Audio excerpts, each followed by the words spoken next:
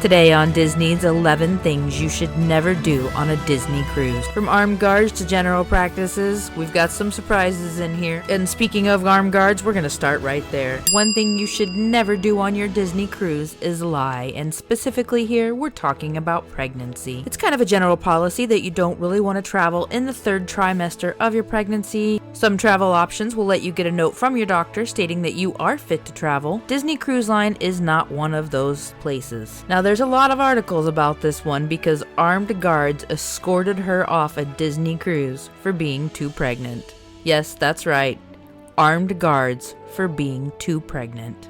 According to Cosmopolitan, Emily Jackson and her family were removed with help from a rifle. She was traveling with her family as well as her 2-year-old daughter, and her cruise was set to sail during her 25th week of pregnancy. Now, Disney Cruise Line policy states, any woman who has entered their 24th week of pregnancy as of their embarkation date or will enter it during the cruise will be refused passage due to safety concerns. They will not accept a doctor's medical statement or a waiver of liability, and of course, they're not going to be held responsible for any complications. That's why they just don't let you on after 24 weeks. Emily was traveling with family and was not aware of the pregnancy policy. That doesn't matter though. That's why it's so important to educate yourself for Disney vacations because they are unique in a lot of ways. As they were at the port getting ready to board their cruise, or so they thought, Disney staff had called the Miami-Dade Police Department, which resulted in Emily, her family, her children, and her parents being removed from the port. 2 guards and one of them carrying rifle escorted them from the premise. Now, I know there's a lot of armed guards in a lot of places. It's not something you're necessarily used to seeing when you go on a Disney trip. So I do think that would be a little startling. If you are pregnant or have anybody in your party that will be pregnant during your cruise, just make sure the cruise will complete before they hit the end of their 23rd week of pregnancy. Number 2, I have to say, really surprised me. Another thing you never want to do on a Disney cruise is raise your voice in the port. There's a lot going on inside the port. There are different lines for castaway levels. They have different port arrival times. Concierge has their own location. Brand new cruises have their own location. So it can get a little frustrating or overwhelming, especially if you've got a lot of people in your party. Whatever you do, do not raise your voice at anyone inside a port. And obviously, don't be mean to people, but just if you're a loud talker, don't raise your voice inside the port. Don't raise your voice inside the cruise ship port because what happens is port security. Security at cruise ship ports will be armed as well. I don't know why, but I was very surprised to find this during our research. It makes a lot of sense. Of course, they've got to have those places secure, but it is a little startling to see that type of thing on your Disney trip. So just make sure you never raise your voice to a Disney cruise member inside the port. And I gotta be honest, don't do it on the ship either. It's a vacation. It can get frustrating. It can be fun. If you have any issues on the ship at all, make sure you contact guest services. Don't take those frustrations home with you. They do want you to have a 5-star experience. They can't fix things that they aren't aware of, so if you have any issues, just contact them. We've had a couple of times where the air conditioning needed a little bit of help, and they were happy to come take care of that.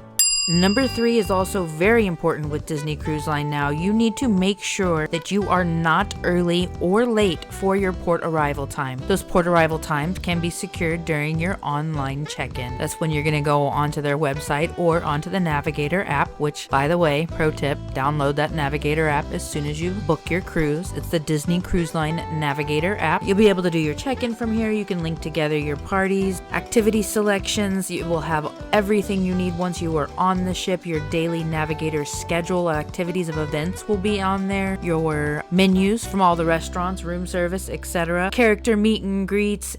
Absolutely everything is on this Navigator app, so take the time to download it and get familiar with it. And back to number 3, do not be early or late for your port arrival time. Your port arrival time is typically about a 15-minute window, let's say 11 to 11:15. It was extra important to be within these time frames during post-COVID travel. It is still important, even though they have eased almost all of their restrictions, social distancing, etc. You still want to make sure and get there within that port arrival time. If you don't, don't, they could turn you away and you will have to come back later in the day. Nobody wants to do that. You want to get on the ship, you want to have fun, so just make sure you get there within that time frame. Also, don't get there too late. You don't want to miss your ship. And so that takes us right to number 4. Never, ever, ever fly in the morning of the cruise. Don't do it, don't do it, don't do it. I can't stress that enough. If your flight is late, you've missed your cruise. If traffic is bad from the airport to the cruise ship, you might miss your cruise. I would not drive in the morning of a cruise either if you are any more than an hour or two away, because you just never know what type of accidents can happen and completely close down a highway. Obviously, that's not a normal thing, but neither is your luxury vacation on Disney Cruise Line. It's best to get there the night before, make sure you're ready to go, and I gotta tell you, it's like Christmas morning when you get up on embarkation day and you can see the cruise ship from your hotel room window. It is so fun. It's just exciting. It really is like being a kid on Christmas morning, at least for me anyway. Plus, it's just a nice stress-free way to travel. If there was any issues during your flights, if you travel the day before, you've still got time to get there for your ship. Number 5, never plan to swim on a Disney cruise. Now that being said, of course, if you're going to Castaway Cay, you can go swim in the ocean. It's warm there. If you've got port excursions that include a swimming pool or a beach visit, that is another way you could swim. That being said, on the ships, there is not enough room in these pools to swim. The most conducive pool to swimming on Disney Cruise Line would be on the Disney Wonder in their adult section. It's still a small pool. It's not really great for swimming, but you could go back and forth in this pool if there's no one else there. Typically though, the people that want to swim are the tiny humans. On the first 4 ships, they've got about 3 or 4 pools kind of spread out throughout the cruise ship. They are a little larger, but there's just so many youth in there, it typically looks like tiny human suits. And the Wish, while they have even more pools, I believe there's 11 wading pools on the Disney Wish, they are exactly that. They are wading pools. They are not deep enough or large enough to actually do any swimming. That being said, here's a pro tip for you. Make sure and wear your bathing suits on the first day of the cruise. If you are wanting to try out their water coasters, the Aqueduct, which is their first water coaster at sea on the Disney Dream and Fantasy, is a lot of fun. The Aquadunk is a drop slide on the Disney Magic, and on the Disney Wish, they have the brand new first attraction at sea, the Aqua Mouse. These slides are actually a lot of fun. If you have your suit underneath your clothes on the first day, you can typically go get on those rides with very small lines. Everybody else is running around checking out the ship, etc. So it can be a lot of fun to go try those slides out during that time. Again, no swimming, but do try out the slides. Number 6, you can never just walk into the Disney Youth Clubs. And on the Disney Wish, make sure you do not just hop onto that Disney Youth Club slide down to the Oceaneer Club and Lab. They are very specific with their youth clubs. Safety is extremely important with Disney Cruise. You cannot just walk into or take that slide down into the clubs because that's not exactly secure. They will have open houses. During these open houses, you can go in there with your tiny humans, check out the spaces and see what they're doing. It's a lot of fun to have them show that to you. And if you are traveling without any tiny humans, it's still fun to go to the open houses and the youth clubs. They have a lot of really fun activities in those youth clubs. I would think the most popular right now would likely be Star Wars Cargo Bay on the Disney Wish,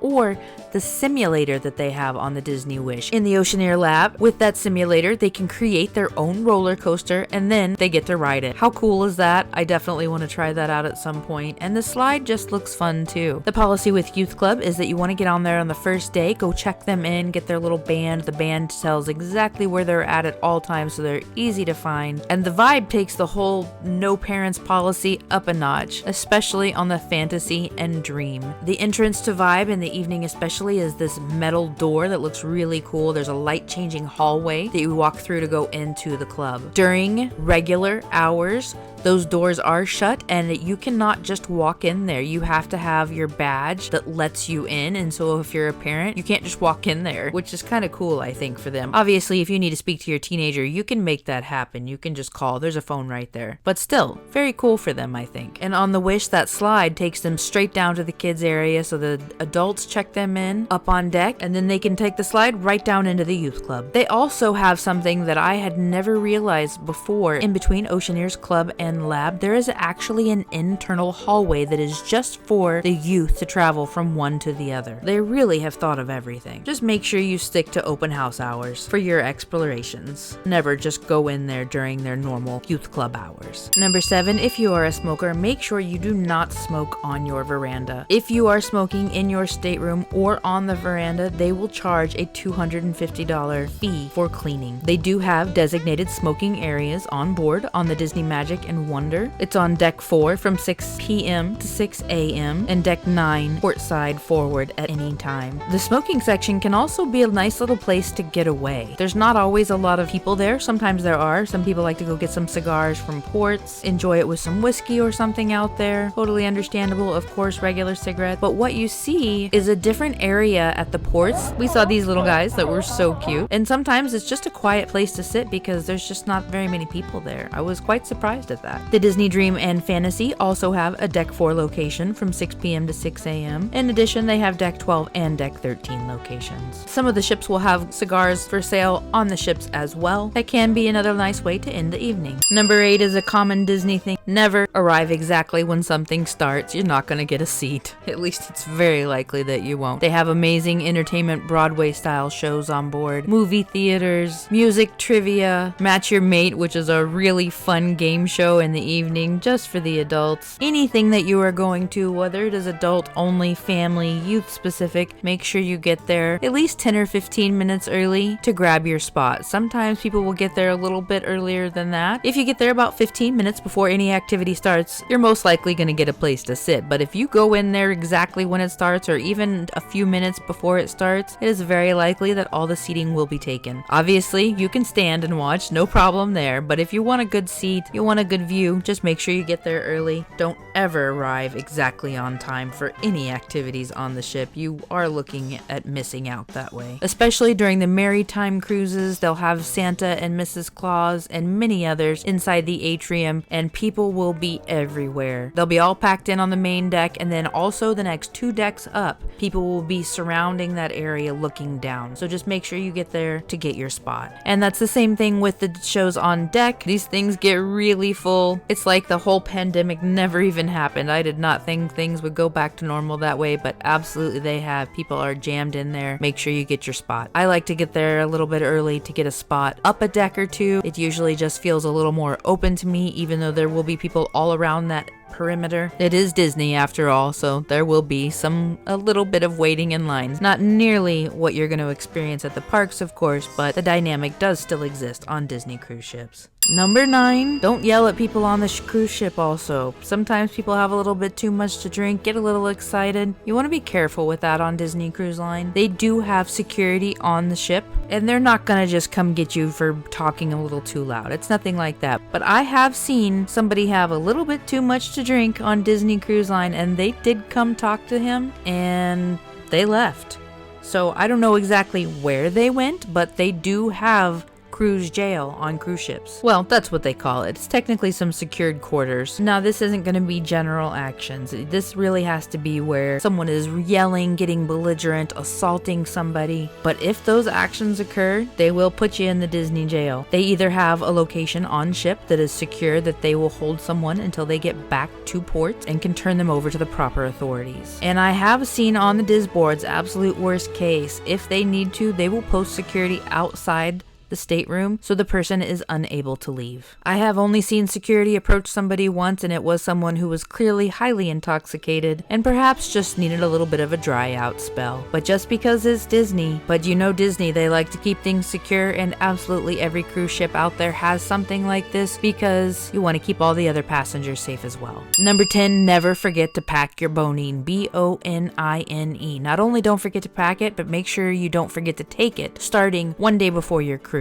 We typically start bonine the night before we fly out to the ship. This will help with any nauseousness that we have on the cruise because it's already in our system. Also, make sure you never forget to bring your sea bands. These are acupressure bands to help with nausea. They are really helpful. There are also ginger drops, gums, actual prescriptions you can get from your doctor if needed. Whether or not you think you will have any seasickness, just make sure you don't forget to bring something with you. Nothing can mess up a cruise faster than being so sick on board you can't leave your stateroom. And I have been shocked to find out that just a Bonine and sea bands makes all the difference. I didn't think it would. Don't forget those things. Really important. And number 11, never expect everything to go exactly as planned. Cruises are a dynamic vacation. Weather can happen at any port in the middle of the ocean at any time. They will take the routes to stay away from the weather if at all possible, which at times can mean you will miss your port.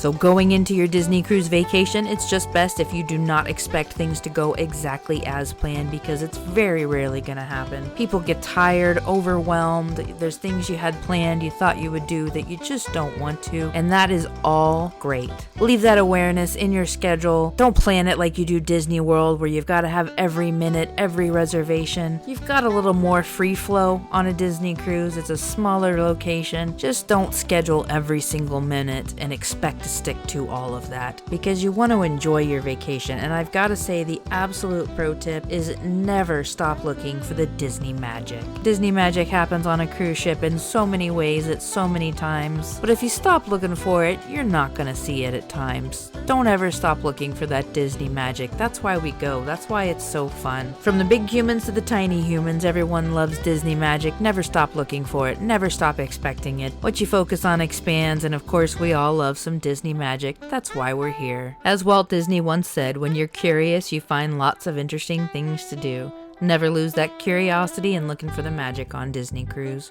Or in any place in life, honestly. That's how you find it. I'm so happy you're here today. Make sure you smash that subscribe button. If you haven't seen them yet, our last 2 videos are really gearing up for 2023. 10 mistakes newbies make with Disney Cruise dining. And also an in-depth look for everything you need to know for Disney Cruise in 2023. Go check those out. Make sure you subscribe. Thanks for being here and joining in the Disney fun. We'll see you real soon with some more Disneys.